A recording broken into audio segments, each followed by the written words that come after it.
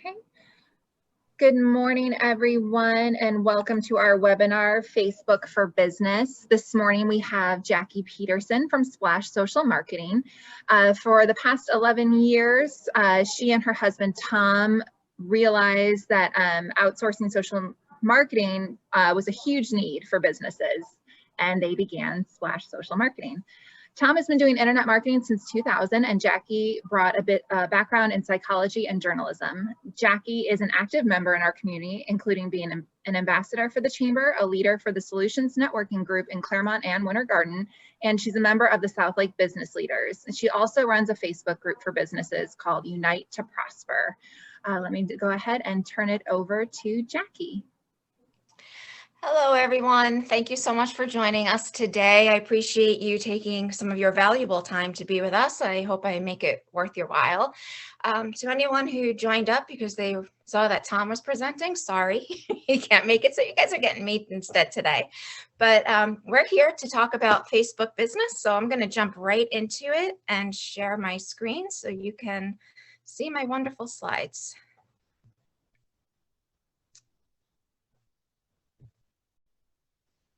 Okay, Amanda, can you see it? Amanda? Yes, I can see it. Okay. I was muted. I thought I was gone. Okay, everybody. So we're talking about Facebook for Business and 3 best practices. And there's a lot of practices that you should be doing. We're going to touch upon 3 of them today. So when I found out that I was taking this over, I asked Tom, well, which 3 best practices are you talking about? Because, you know, he had something planned out in his mind. So he told me he planned on talking about these 3 here. The first best practice for Facebook is to ask questions on your page. Now, why do we single out asking questions when there's so much content that you could put on there? 2 reasons. The first is that when you ask a question, it triggers a different algorithm in Facebook. Let me just do a little bit of an aside here because I'm not sure everybody knows how Facebook works, and it uses an algorithm. So if your page has 200 followers, you make a post, your post is not going to be shown to all 200 followers. Facebook is going to use an algorithm to determine who to show it to. They look at the interest, engagement, all different things that factor in. So out of your 200, it's possible that Facebook might show it to 15 or 30 or 45, but nowhere near that 200. So when you ask a question and you have that literal question mark in your post, it triggers an algorithm on Facebook saying, they're looking for an answer. They want responses to this. And it's actually going to help get your post shown to more people, which is the ultimate goal. The second reason to ask questions is that people like to feel smart. So on your page, if you're asking them a question, people are going to, yeah, I know that answer. Let me show how smart I am. Or I always want to give my opinion. Here's my opinion. So it encourages people to engage with your page. Second best practice, response. When people make comments on your page, make sure you respond. Again, we have 2 reasons for doing that. The first is that it's talking to the search engines, to the algorithm in Facebook. It's saying, hey, look at us, we're active, we're engaging with our people, and that ranks you higher in the algorithms. It makes Facebook show your content out more. And the second is for the people, and that is because by responding to them, you're showing that you're listening. Facebook is not a one-way communication. Facebook should be 2 ways. I ask a question, you respond, we start building a relationship. You start seeing what our business is all about. You start feeling a part of us. You start wanting to do business with us. Because at the end of the day, that's what we're all looking for. And number 3, the best practice is engagement. Now notice engagement is actually a part of asking questions, and it's actually a part of making sure you respond. Engagement is the ultimate goal of what you do on Facebook. I should have started here. Facebook, it's really important to understand the main value proposition of Facebook. And there's a lot of confusion about this. The main value proposition for Facebook is branding. It's not selling, it's branding. It's letting people out there saying, hi, we're here. This is what we offer you. And hey, let's be friends. Let's get to know one another. Let's work together. That is the goal of Facebook.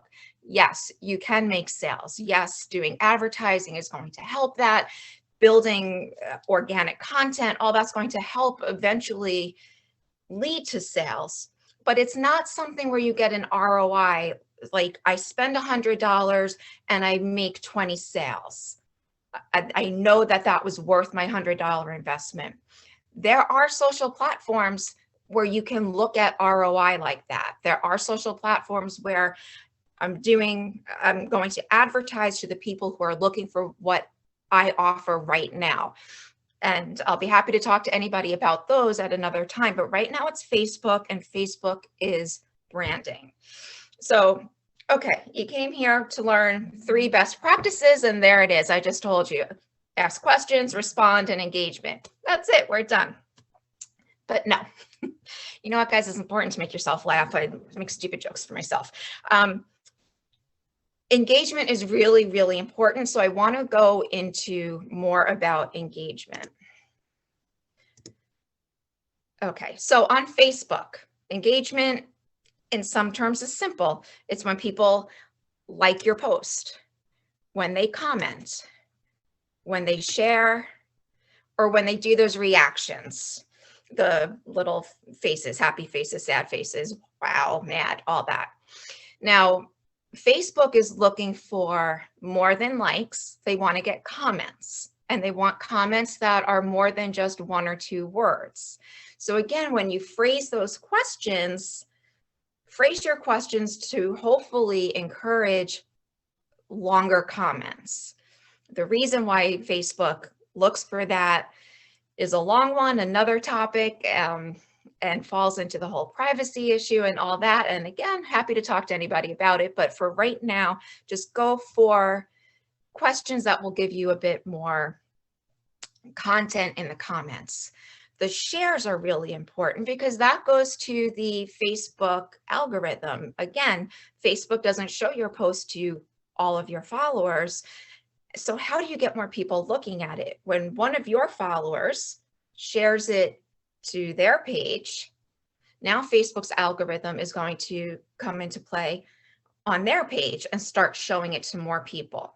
So this is really good. This is how you organically grow more followers on your page. The algorithm should be saying, okay, Susie shared it to her page. Susie likes all these things. Susie's friends, she has 50 friends who like some of the same things. So we're going to start showing this stuff over here to these 50 friends. So it's helping push your information out to people who have never seen you, heard of you before. Oh, I forgot I had that. There are the little pictures. Okay, so why is engagement important? And we've touched upon a lot of this. And again, these are the same things that I said when ask questions and respond to comments. And it all goes to search engines and people. I call it 2-tiered social marketing. When you're doing content, you should always be thinking about, what does the search engine want me to do? And how is this going to get people to engage with me? And that, I mean, that's the key to coming up with content that works. So you don't want to just put content on your page for content's sake, right? Oh, someone told me I should post 4 times a week and I'm just going to put stuff up. If no one's looking at it, no one's commenting or sharing or any of the engagement pieces, you're missing a lot. Then basically it's just, so if somebody wants to vet your company, they come and they see the type of stuff you talk about, but it's not doing anything to help grow your business or build those relationships that will grow your business. So how do we do this engagement? What type of content should we create that's going to help drive engagement? Okay. Include a call to action in your post. I mean, that's similar to the to ask a question. We work with a pizza restaurant. Sometimes, so their special of the day might be a certain pizza combination. So our post could be, tell us your favorite toppings on pizza. All right. So it's not a question, but it's calling your followers to actually comment on your page.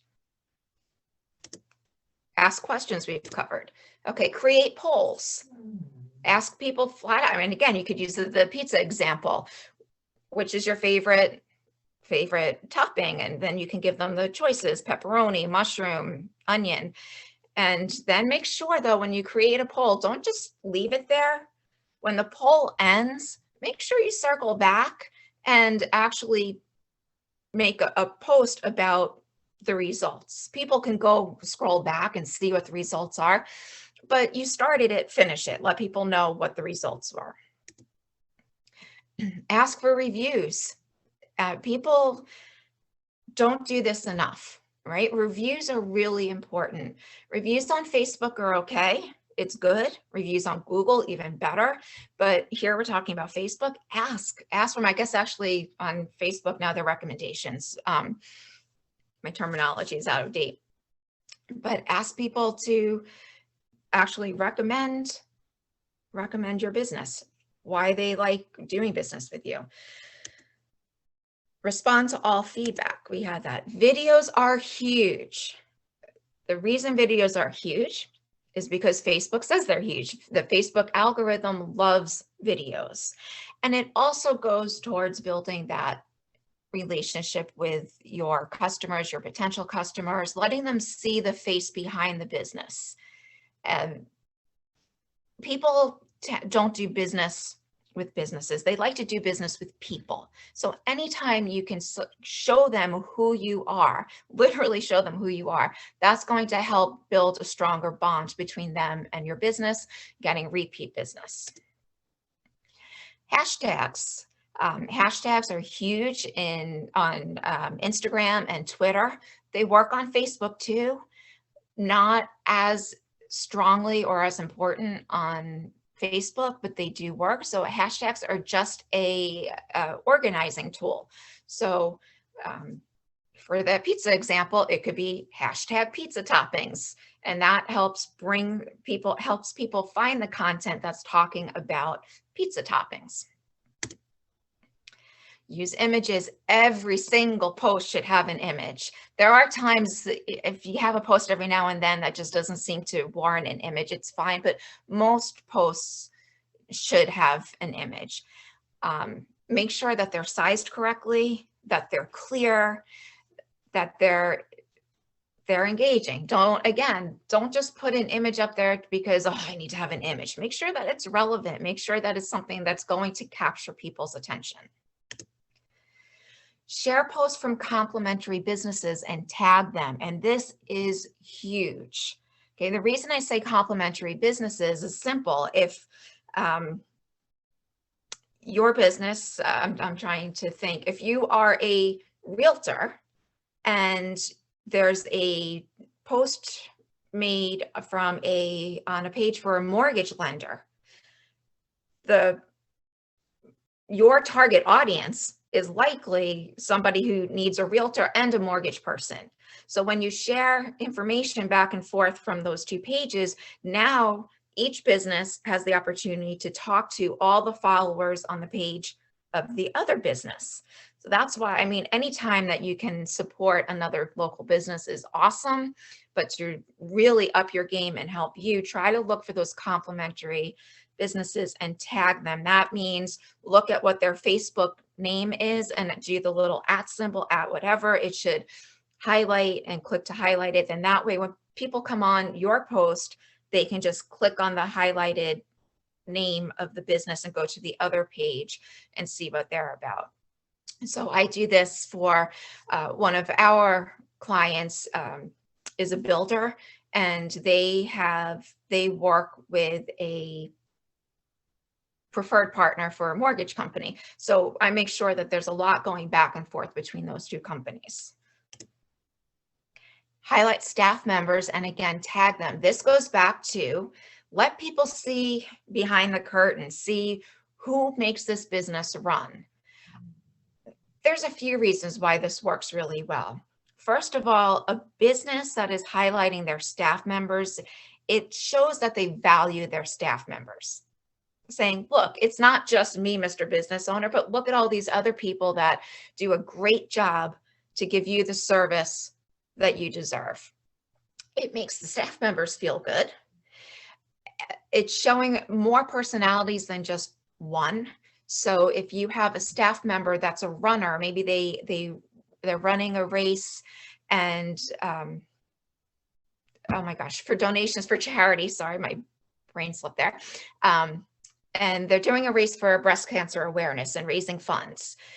And you highlight that. Now, not only are you saying kudos to your staff member, good job, that's great, you're out in the community, you're showing they're connected to the community, but you're also connecting to people, ooh, breast cancer awareness, that's really important to me. That's something that makes me want to come over to this business more. I want to do business here. Tag your staff members, and now the same way it worked with the complementary businesses, it's going to help show your information, your post, your page out to people, their friends list. Using the Facebook Edge algorithm, it'll show it will show your content to some of the people on their friends list and start helping to grow your following organically. Share community givebacks and tag. There's a theme here. Anything to show that you're connected to the community, what those connections are, where your interest lies, and then tagging. So as Amanda mentioned, I'm a member of the South Lake Business Leaders. Every year, we sponsor a local charity. The last year was the Greater Claremont Cancer Foundation. And we had, right before the holidays, we were able to present them with a nice check, and we did had a photo with their banner and the woman who runs it, and we share a post on the South Lake Business Leaders page, and then we tag the Cancer Foundation. And again, that just helps with the engagement going back and forth and sharing. Now members of the Cancer Foundation, the followers of the Cancer Foundation can say, oh, what's the South Lake Business Leaders? Let's go over and learn about them. And followers of South Lake Business Leaders can say, oh, I didn't know there's a Cancer Foundation. Let me go learn about it. So it works both ways. It's a win-win. Contests and giveaways. This is a big one. It can be fun. I just want to put out there that Facebook is very particular about contests and giveaways. There are right ways and wrong ways. And if you do wrong ways and you get caught, there could be some consequences from Facebook. So you want to make sure that you do your research and you follow all the guidelines that Facebook puts out. I do Facebook all the time. I never run a contest or giveaway without bringing up the most recent announcements from Facebook about what they allow and do not allow, because as you know, social media, things change constantly.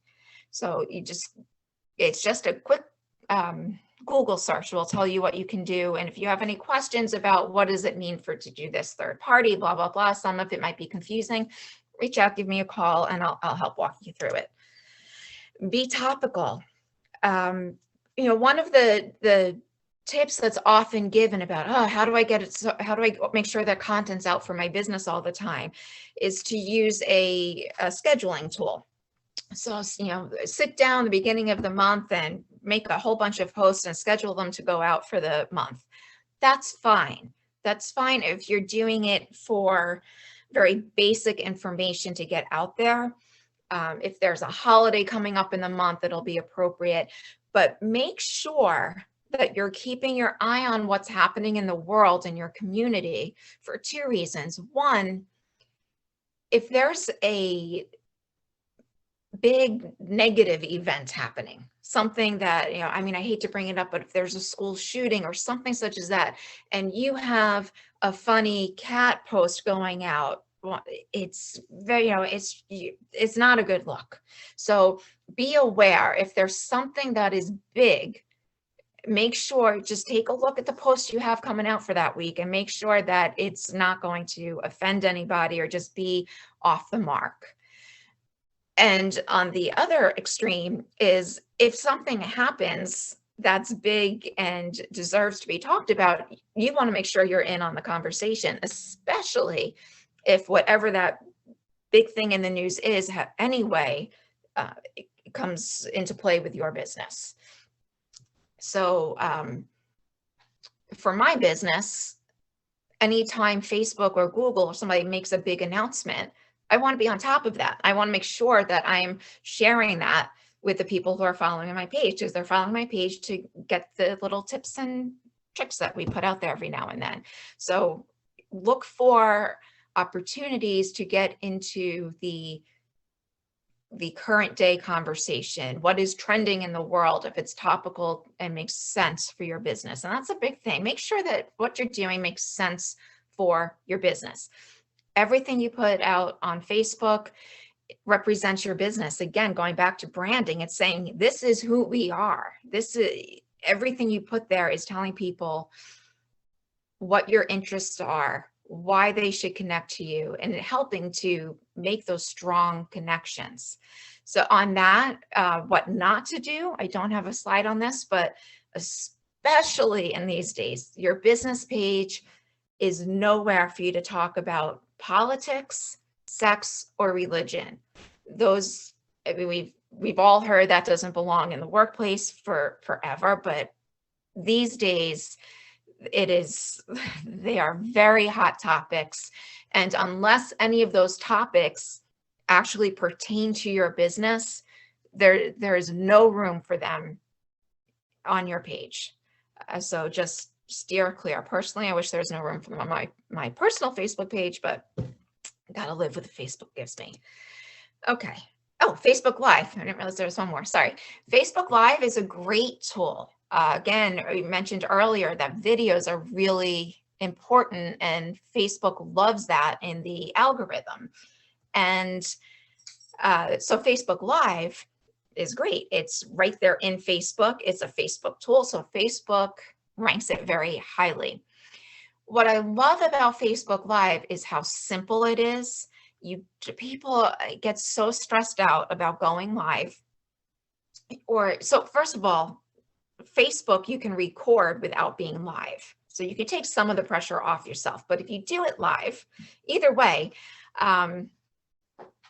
what's great about it is that no one is expecting it to be perfect. No one is expecting it to be commercial quality. You're not paying thousands of dollars to have a film crew come in with all the right lighting and everything. Yes, there are inexpensive lighting and little tips and things you can do to make sure that people can actually see you. But really, it's an opportunity, again, to just have that connection with the people that are your target audience. I tell our clients all the time, well, I mean, it depends upon their business, but for the most part, if you have a thought and it's something that, hey, you know what, this is important, my people should know this, pop on, do a live. It doesn't have to be a 30-minute production. In fact, we don't have that long of an attention span on Facebook. You don't want anything more than 2-3 minutes. So pop on, give your thought, pop off. And it's just a great way to get content on there. You don't have to tell people I'm going live at 10. They can watch it at their convenience. If you know that you're going to plan something, you know that I'm going to give a 15-minute talk on XYZ, then absolutely there are tools within Facebook where you can schedule and say, I'm going live on Thursday at 10. I'm sorry, that's my husky has something to add. So you can promote it. And then when you do that Facebook Live, Don't worry if you only see there's 5 or 6 people watching, because it automatically records and will be there for people to watch at their convenience. Okay, so now we have all these great tools on how to do the engagement. I'm sorry, I've got an itchy dog next to me. How do we measure the success, right? So I said earlier that Facebook is not something where we can say, I spent $100, I made 20 sales, the $100 was a great investment for me. It doesn't work like that on Facebook. So how do we measure the success? Okay, insights and analytics, really important, really, really easy. On your Facebook page, there's literally a tab that says Insights. And when you go to Insights, it will break it down through how many people you reached, how many people actually engaged with your page, meaning liked, shared, and that's what we're looking for. What I look for, because it gives you a lot of information, what I look for is how many people did it reach and how many people engaged. That's the important. And I'm realizing that this slide was actually from a talk that included Google. So I apologize for that. I didn't catch that. But here, this is from Facebook. Okay, so this is what I look for. When you click on engagement, you can click, when you click on Insights, you can then click on Posts, or you can just scroll down and it will bring you to a box of all information. And within that box, you'll see this, reach and engagement. So I just took a screenshot from a client, and you see, so right on the top, that first post, they made a post and it went out to 658 people. That's how many people Facebook showed it to. Okay. And then you see on the right that the blue color was how many people actually clicked on the link that was in that post. So it could have been a post that said, learn more about our marketing offers. And then people clicked and went over to the website. And the one right below that, that's the reactions, the comments, and share. So that's showing it got pretty good engagement. That's what I'm really looking for, because out of all those 48 engagements, now hopefully that information is on people's pages. Then I'm sorry, it is on other people's pages. And then hopefully the algorithm on Facebook is now showing it to people who've never heard of my business and have maybe circled back and now are learning about me and maybe become a follower. And you see, some work better than others. There's one on here that only reached 160 people and had 2 post clicks and 4 reactions. I don't know what that post was. It could be that it was just something's informational about a change in times or something. So you don't expect that to be to get a lot of engagement or a high reach. Or it might have been something that we tried a different type of content and it just didn't work. Now, you never lose, right? Anytime, you don't want to be boring. So you want to try different content, and some content is going to work better than others, but you might put something up there and think, I am going to reach so many people, get so much engagement. And then you get your 160 and the 2 and 4. I missed the mark there. I thought my audience would like this. I guess they don't. Well, now you've learned something, and you probably won't do that type of content in the future. But if what you tried, something, the new thing you tried gave you the results on the bottom below it, well, hey, I put this little thing out there, it reached 762 people. I only have 300 followers on my page, but yet it reached 762 people. And I got 6 post clicks and 12 reactions or comments and shares. This is good. Let me do more like this or tweak it and make it even better. So this is a key way to look at how your content on Facebook is working for you. That's my presentation. I hope that it had some good information for you. This has all the ways you can reach me. There's so much goes into Facebook. I'm always happy to pick up the phone or respond to an email and answer any questions. So don't hesitate to talk to me, to reach out to me. Amanda, do we have any questions?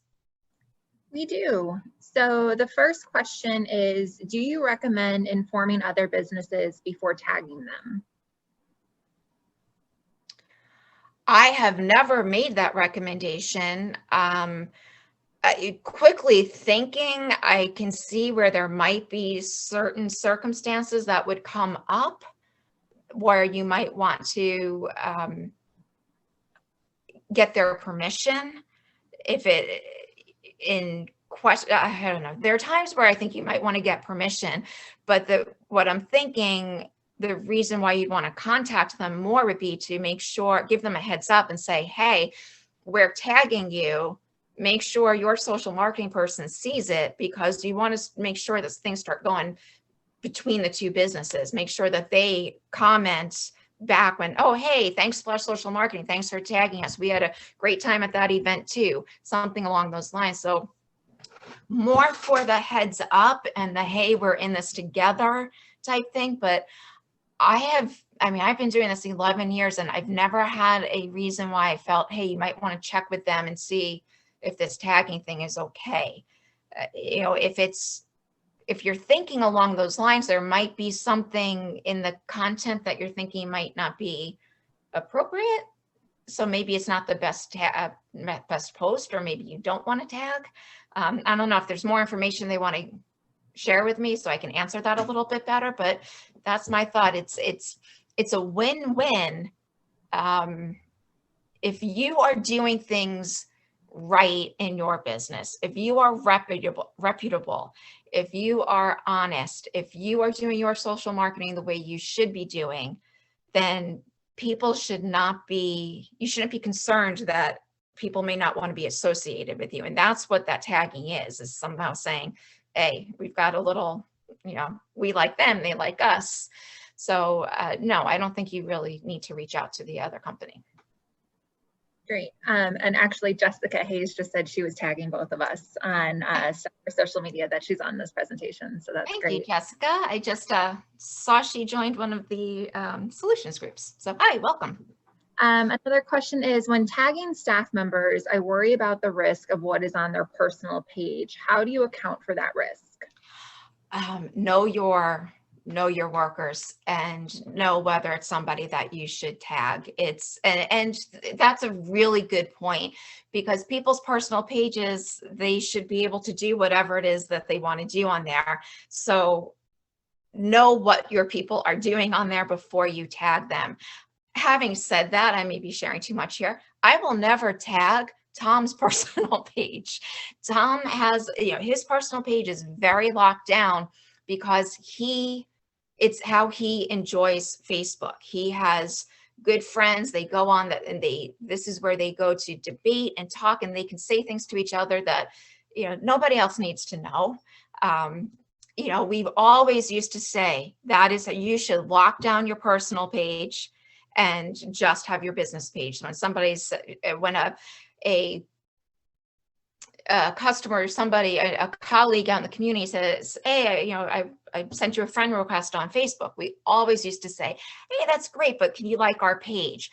And things have changed. And especially for us, where we love being a part of our community, I don't use Facebook the way Tom does. I use Facebook, you get me. In Splash Social Marketing, you get me. I am my brand. So, there are certain times that I might want to say something on my page and I hold back, but for the most part, no. And for the most part, I'm very happy to be friends with all the colleagues in the community, because, and by me doing that, it allows Tom not to do that, because we both love being a part of the community. But again, I would not want people going and looking through Tom's page, because that is where he just verbally vomits and not necessarily think, and people are entitled to that. So know the client. In your business, you will know your employees well enough, the people that can represent your business. And just you can take a look at their page, and maybe that's the time that you want to check in with them and say, hey, we really want to tag you. I mean, this is big, hair salon, really big when they want to tag their employees, because their employees are trying to build up a following as well. So that might be a time where the salon owner might want to say, hey, you might want to reconsider how you're presenting yourself on your personal page, because that's going to be a part of building up your following here. Let's work together. So, maybe it's just a matter of having a conversation and getting to be able to help each other both ways. Because, in a lot of businesses, business owners encourage their employees to take ownership of the business. So and especially when it's younger people, it's a great way it's a learning tool, right? Just teach them, this is how you should represent yourself. And again, if they don't want that, like we give Tom his area, that's okay too. Just make sure that you don't do the tagging there. Great. Can you elaborate on hashtags? No. I can. I'm not a huge fan of them for some reason. They are really good, especially on Twitter and Instagram. It really is just an organizing tool. So again, when people are looking for what you are selling, it helps you to be seen by them.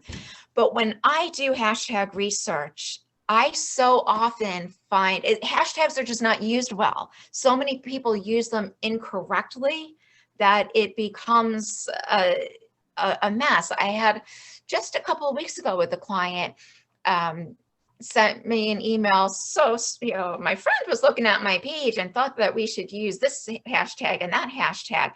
And I did a little bit of research and sent it back to him and showed him why we weren't using it. The hashtags that seemed to make so much sense for his business, when we looked at what comes up under those hashtags, had very little to do with his business. So research them before you use them.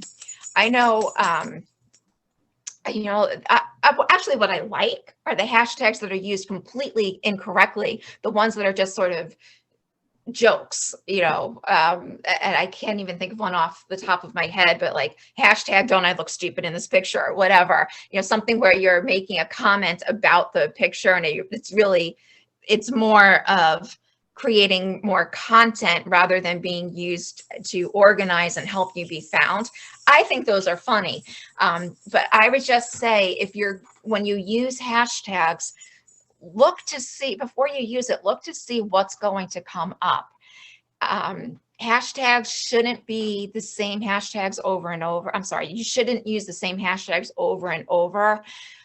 One thing I used to do that I don't do, and I'm going back a long time, was, all right, well, let's make sure we always hashtag the name of the business. Well, again, that would mean we're using the same one over and over, and that became something that we shouldn't do. So rules change all the time. They don't necessarily always bring up the same things you want to be in. If you are going to do them, you want to try to be specific. If you do, I'm trying to think, hashtag business. Oh my goodness, how many different types of content can come up with business? So rather than hashtag business, maybe you want to do hashtag business marketing, something that helps you niche it down a little bit further. So just be aware that they may not work as well as you're hoping, and do your research so that you're using them the best way to optimize them and get the best results. Jessica had a comment on that. She said, oddly enough, the Greater Rants page requires a hashtag for you to share a post. Does it? I didn't even know that. Okay. Yeah.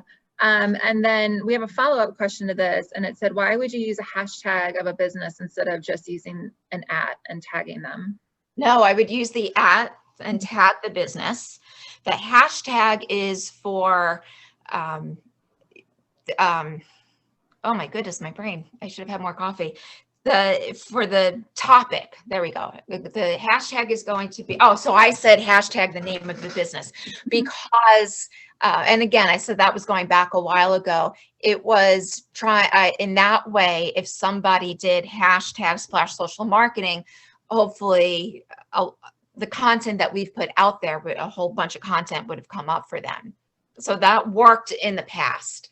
But no, when you're using the name of a business, it should be the tab. The hashtag should be for the topic. There are times, no, Facebook tagging does not always work. This is something that question we get a lot that we have no answers for. I've even asked Amanda. We've done a lot of research on this, and everybody has the same complaints and nobody has answers.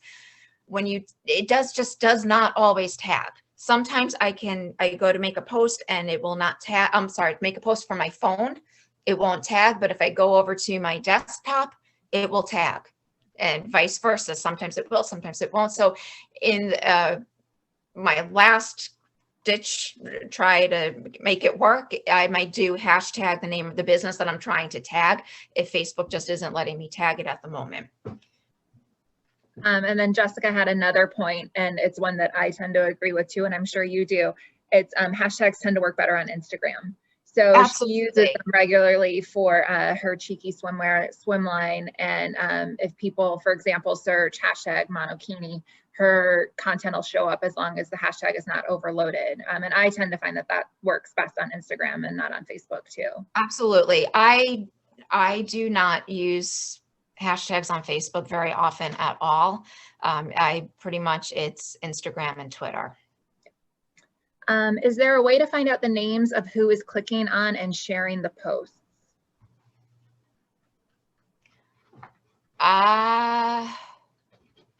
You know what? I don't know. Things change so often. I know you can see who gave a like, who gave a wow, who gave the reactions. I honestly can't remember if you can see who did. Jessica, do you know? I know on sharing, it depends what their security settings are. Oh, that's a good point. Yeah. Yeah, because it'll show you how many people shared it and you can click on that, but it won't necessarily show you everyone that shared it, because if they have, like Tom has his page locked down, it won't necessarily show me that Tom shared it. So Amanda had more coffee than me today, I think. Thank you, Amanda. I did have like 2 cups of coffee today. It's not something, that's something that I don't look at very often. I see there's definitely value to knowing that. But yeah, I couldn't think of it right off the top of my head, but yeah, absolutely right.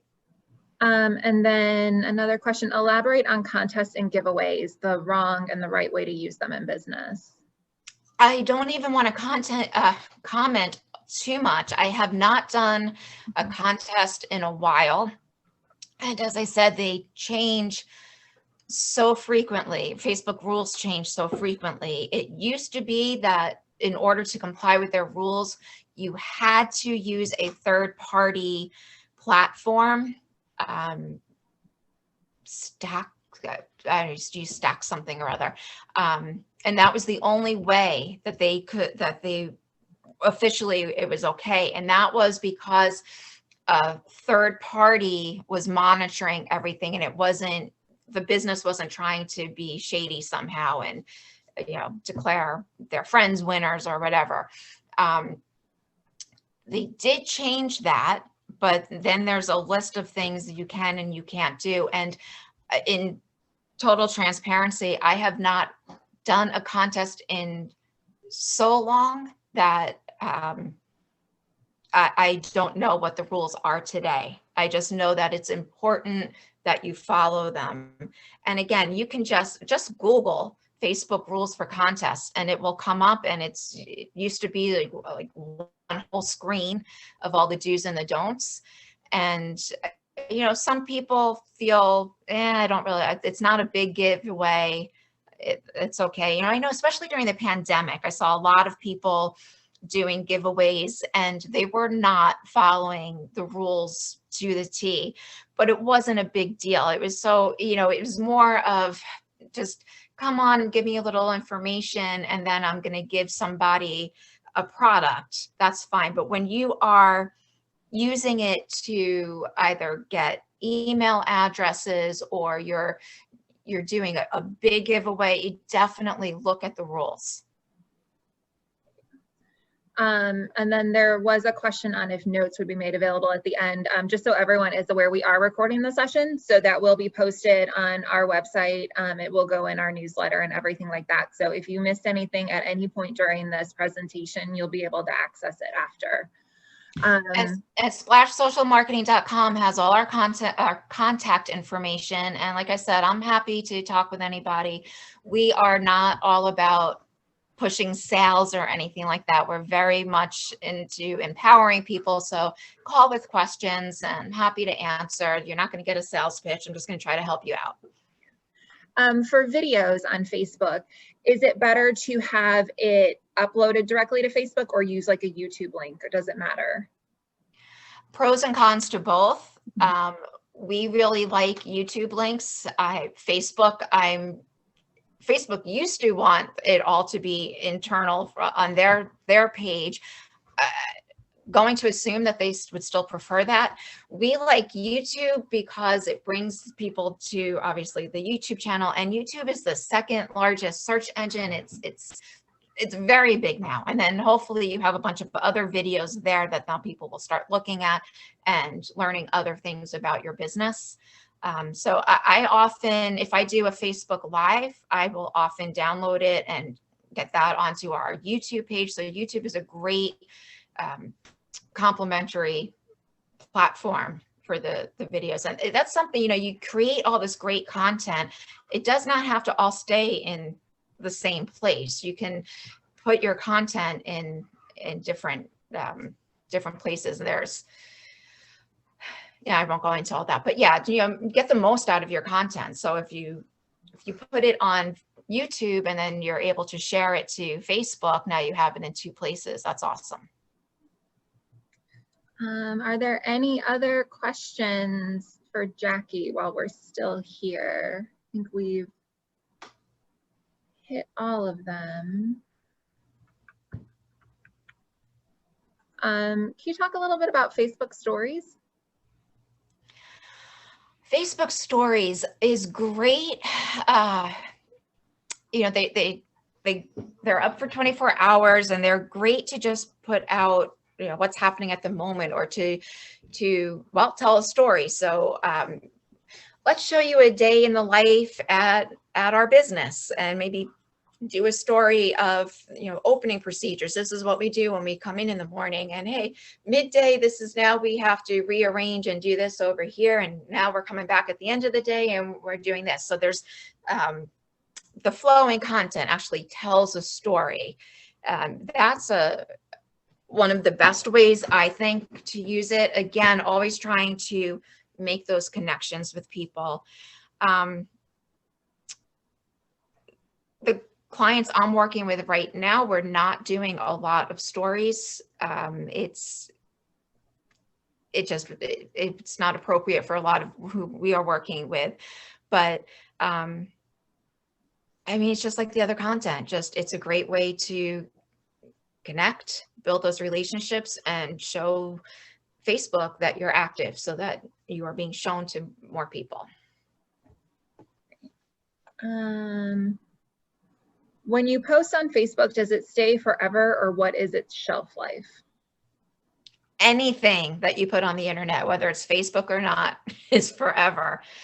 It's out there. And yes, Facebook, you can just keep scrolling back and back and back and back and back. There is no shelf life, unless it's the stories. But even then, people can take screenshots. So, that's a whole other issue with privacy and all that stuff. But assume if you put it up there, it's there. It stays. I'm not seeing any other questions right now. Again, this will be made available after. We'll have it on our YouTube channel. We'll post it to social media, things like that. So if you have any other questions after this, feel free to reach out to Jackie directly. All her contact information is there, or you can reach out to us and we'll get you in contact with Jackie. So thank you. Thank you, Amanda, and the Chamber for giving us this opportunity. And thank you, everybody else. I know your time is so valuable, and I appreciate you spending about an hour with us. That was awesome. Thank you. Yeah, thank you. All right, everyone have a great day. Bye.